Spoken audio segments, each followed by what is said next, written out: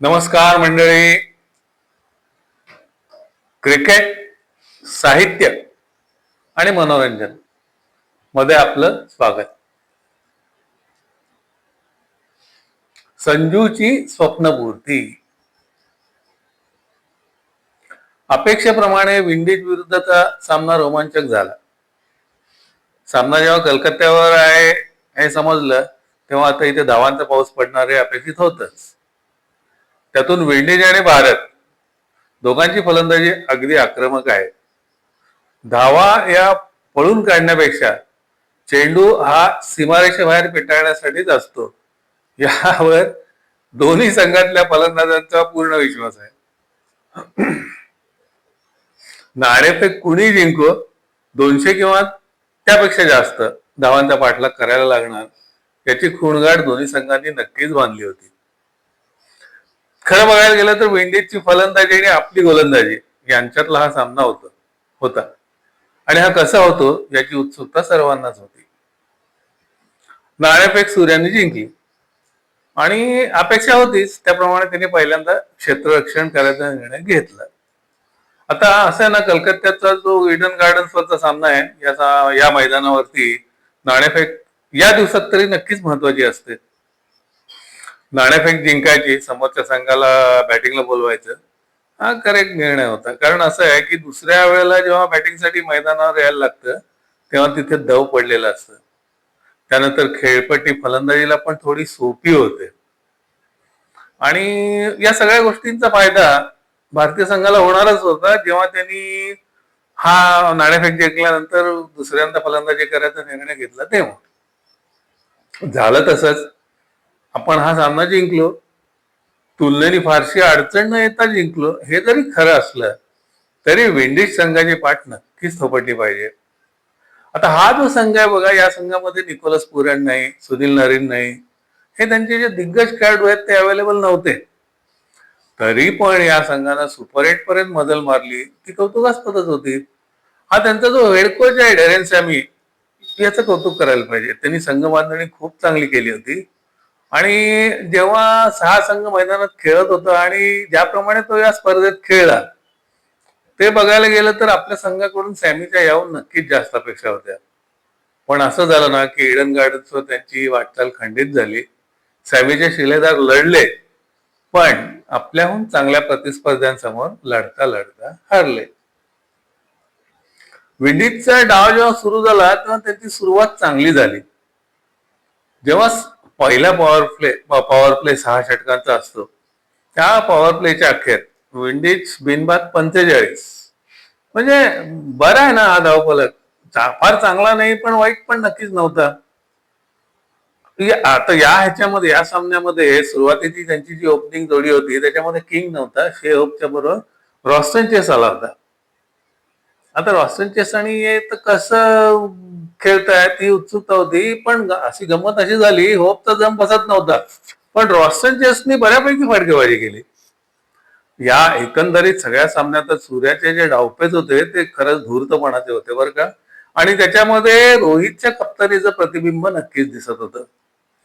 पहिला जो power play होता त्या पॉवर प्लेच्या पहिल्या 6 ओव्हरमध्ये त्यानं अक्षर पटेलचा वापर फार कल्पकतेने करून घेतला. पहिल्या 6 ओव्हर्स मधल्या 2 अर्शदीपनं टाकल्या, 2 अक्षरनी टाकल्या आणि हार्दिकने 1 टाकली आणि 1 बुमरा असा मारा त्यांनी पॉवर प्ले मध्ये लावला. आता वेस्ट इंडिजच्या फलंदाजीचा जर विचार केला तर हेटमायर हे विंडीजचं मुख्य असतं, काही वादच नाही त्याच्यामध्ये. आणि बुमरा आणि वरुण यांच्यासमोर हेटमायर अडचणीत येऊ शकतो हे सूर्याने ओळखलं होतं आणि त्याप्रमाणे पॉवर प्ले मध्ये हा हेटमायर विकेट जर नाही पडली, हेटमायर फलंदाजीला नाही आला तर या दोघांना फारशी गोलंदाजी द्यायची नाही, हा त्याचा प्लॅन होता आणि बरोबर त्यांनी त्याप्रमाणेच केलं. वरुणच्या हातात तर त्यांनी थेट 9व्या षटकाचा चेंडू सोपवला. पहिल्याच षटकामध्ये वरुणनं शे होपचा त्रिफळा उद्ध्वस्त केला. पण डावातलं जे 12वं षटक होतं बुमरानं टाकलेलं ते या सामन्याला कलाटणी देणारं ठरलं. नेहमीप्रमाणे जेव्हा कॅप्टन समोर विकेट कोण घेणार किंवा आता हा फ्लो कसा थांबवायचा तेव्हा अर्थातच बुमरा असतो. सूर्याने बरोबर बुमराला हे षटक दिलं आणि या षटकामध्ये बुमरानं हेटमायर आणि रॉस्टन चेस हे दोन महत्वाचे अडथळे दूर केले. हेटमायरचं खरं कौतुक करायला पाहिजे हा. छोटीशीच खेळी खेळला तो 12 चेंडूंची. त्या 12 चेंडूंमध्ये त्यांनी 27 धावा केल्या. पण ही जी छोटी खेळी होती ती अशी होती ना की T20 मध्ये फलंदाजी कशी करायची याचा तो आदर्शच होता. काय केलं तरी या खेळीमध्ये षटकार मारला, चौकार मारला, षटकार चौकार मारलाय आहेच, पण सगळ्यात महत्वाचं म्हणजे सॉफ्ट हातानं गॅप मध्ये चेंडू ढकलून त्यांनी 2 धावा 3 ते 4 वेळा तरी नक्कीच पळून काढल्या. हेटमायर जर आणखीन 5-6 षटकं टिकला असता ना तर मग काय खरं नव्हतं आपलं. धावफलक नक्कीच 250च्या पलीकडे पोहोचला असता. आता या आधीचा जो सामना होता या सामन्यामध्ये शिवम दुबेला 6वा गोलंदाज म्हणून वापरलं होतं आणि खरं सांगायचं म्हणजे त्या सामन्यामध्ये शिवम दुबे 6वा गोलंदाज म्हणून पूर्णपणे अपयशी ठरला होता. सूर्याने या खेपेला शक्कल चांगली लढवली. त्यांनी आपले जे महत्वाचे 5 गोलंदाज आहेत ते 5 गोलंदाजच आलटून पालटून आणि अतिशय योग्य रीतीने वापरले. त्यामुळे 6व्या गोलंदाजाचा प्रश्नच उद्भवला नाही. पॉवेल आणि होल्डर या त्यांच्या तळाच्या मधल्या मध्यम ह्याच्यातल्या मिडल ऑर्डर मधल्या आणि तळाच्या फलंदाजांनी दणादण बॅटिंग केली आणि त्या हाणामारीमुळे वेस्ट विंडीजचा जो स्कोअर होता तो 20 षटकानंतर 4 बाद 195 असा समाधानकारक होता. आता हे करताना असं झालं ना की 16वं षटक जे हर्षदीपने टाकलं त्या 16व्या षटकात त्याला मस्तपैकी 24 धावा फुटल्या गेल्या त्याच्यावरती.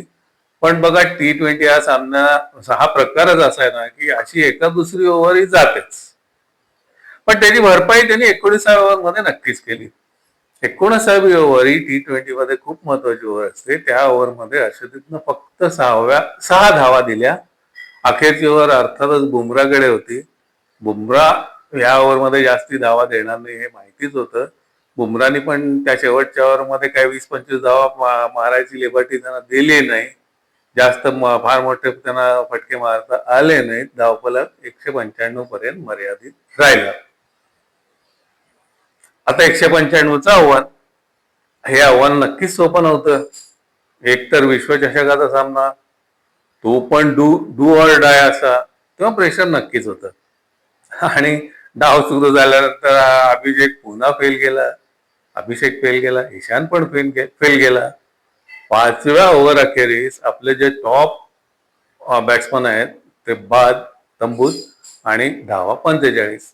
हा थोडासा अडचणीत टाकण्यासारखाच धावफलक होता. पण त्याच वेळेला दुसऱ्या बाजूने संजू आपल्या नेहमीच्या मस्तमौला स्टाईल मध्ये बॅटिंग करत होता. पण ह्या 2 विकेट गेल्यानंतर पुढे जी भारताची फलंदाजी झाली ती मात्र अगदी प्रोफेशनल म्हणतात तशी झाली हे नक्की. डाव सगळा संजू भोवती मानला गेला. नंतर येणाऱ्या सर्व फलंदाजांनी संजूला योग्य ती साथ दिली. प्रत्येकाचे छोटे छोटे कॅमिओज झाले आणि आपण हा सामना बऱ्यापैकी आरामात जिंकलो. या सामन्यामध्ये संजूचा जो खेळ होता तो परिपूर्ण होता. त्यानं विराटची आठवण करून दिली नक्कीच. चेस मास्टर जो आपला विराट होता ना डोक्यात कॅल्क्युलेटरच असायचं तशा. आणि काल खरोखर आठवण करून दिली संजूने त्याची. इतक्या व्यवस्थित चेस केला आजवर. वा क्या बात आहे, मानायला पाहिजे संजूला. सुरुवातीला मोठे फटके लावले, फटकेबाजी केली. हे करताना आस्किंग रेट कधीही आवाक्याच्या बाहेर जाऊ दिला नाही. अर्धशतक पूर्ण झालं. अर्धशतक पूर्ण झाल्यावर सुद्धा वेळेवाकडे काहीतरी आपले शॉट मारले असं नाही केलं. डावाची सुरुवात पण केली आणि विनिंग शॉट पण त्यांनीच मारला. आणि या सगळ्याच्यामध्ये विशेष सांगायचं झालं तर त्यांनी जे शॉट मारले ते सगळे जेन्युइन क्रिकेटिंग शॉट्स होते. असं असूनही त्याचा जो स्ट्राईक रेट होता तो 200च्या जवळपास होता. 12वं षटक जेव्हा संपलं त्या षटकानंतर संजूनं एकही लॉफ्टेड शॉट मारला नाही. का असं ना आस्किंग रेट आवाक्यात होता. काहीतरी हारागिरी करायची गरज नव्हती. ही मॅच्युरिटी त्यांनी नक्कीच दाखवली. त्यानंतर त्यांनी जो लॉफ्टेड शॉट मारला तो थेट 20व्या षटकात पहिल्या आणि दुसऱ्या शॉटवर 2 लॉफ्टेड शॉट मारले. Game set match finish. आता हा जो आपला चेस चालू होता ना, त्याच्यामध्ये तिलकची खेळी चांगली झाली. सूर्या, बाकीच्या पहिले दोघं जर सोडले, मग आपला अभिषेक आणि ईशान, तर बाकीच्या प्रत्येक फलंदाजांनी थोडं थोडं त्याला हे केलं. छोट्या छोट्या पार्टनरशिप होत गेल्या. आता शिवम दुबे जो आला ना ग्राउंडवर, तेव्हा त्यांनी फक्त 2 ग्राउंड स्ट्रोकचे चौकार मारले. ते खरोखरच अफलातून होते. ते खूप महत्वाचे होते. त्यामुळे कसं टेन्शन क्रिएट झालंच नाही अजिबात. असं आहे शेवटी ना, की all is well that ends well. Semifinal मध्ये आपण दिमाखात प्रवेश केला. आता वानखेडेवर आपली गाठ साहेबा बरोबर पडणार आहे. त्याच्या आदल्या दिवशी दक्षिण आफ्रिका आणि न्यूझीलंड या दोघांमध्ये सेमीफायनलचा पहिला सामना ईडन गार्डन्सवर होईल. आता असं आहे ना, की या स्टेजला असं आहे की आता इथून पुढे भाकीत करायचं म्हणजे खरंच अवघड आहे बरं का. कारण एकतर हे T20 आहे ना, काय पण होतं तिथे, कोण पण ज्या दिवशी जो चांगला खेळेल तो जिंकणार, नो डाऊट अबाउट इट. पण एक अंदाज जर बांधायचा झाला तरी आता तरी असं वाटतंय की पुन्हा एकदा भारत आणि दक्षिण आफ्रिका या संघांमधली अंतिम लढत पाहायला मिळणार. आता बघा, सेमीफायनल मध्ये एंट्री तर झालेली आहे. सेमीफायनल मध्ये प्रवेश झाला असला तरी अजून बरेच प्रश्न अनुत्तरित आहेत. सगळ्यात महत्वाचं म्हणजे अभिषेक आणि वरुण हे आपले जे 2 महत्वाचे खेळाडू आहेत, त्यांचं अपयश खूपच खूपच त्रासदायक आहे. वरुणच्या गोलंदाजीतली मिस्ट्री पण लोक ओळखायला लागलेत की काय बाकीचे फलंदाज, आणि याला तर सूर सापडलेलाच नाहीये. ही जी स्पर्धा सुरू झालेली आहे त्या पहिल्या सामन्यापासून ह्याला सूर सापडलेला नाही. त्यापेक्षा वाईट गोष्ट म्हणजे आपलं क्षेत्ररक्षण आहे ते अतिशय सुमार दर्जाचं आहे. क्षेत्ररक्षणात विशेष म्हणजे कॅचिंग कॅचिंग हा जो प्रकार आहे तिथे अगदी वाट लागलेली आपली. या सगळ्यांमध्ये चांगली सुधारणा ही करावीच लागेल जर विश्वचषक आपल्याला जिंकायचा असेल तर. थोडक्यात जर विचार केला ना, हा सामना संजूचा होता. संजू स्वतःच्या शतकासाठी अजिबात खेळला नाही. तो जे खेळला ते भारताला सामना जिंकून देण्यासाठीच खेळला. संजूच्या या नावात 97 धावा होत्या, ह्या शतकापेक्षा कितीतरी जास्त मोलाच्या होत्या. बघा, असं आहे ना की good things happen to good people. खुदा के घर में देर है लेकिन अंधेर नहीं, हे या सामन्यानं प्रमाण सिद्ध केलं. पुढच्या वाटचालीसाठी टीम इंडियाला खूप खूप शुभेच्छा. टीम इंडिया विजयी भव. तुम्हाला जर माझे व्हिडिओ आवडत असतील तर माझं चॅनल सबस्क्राईब, लाईक, शेअर करा. बघा, तर भेटूया मग पुन्हा.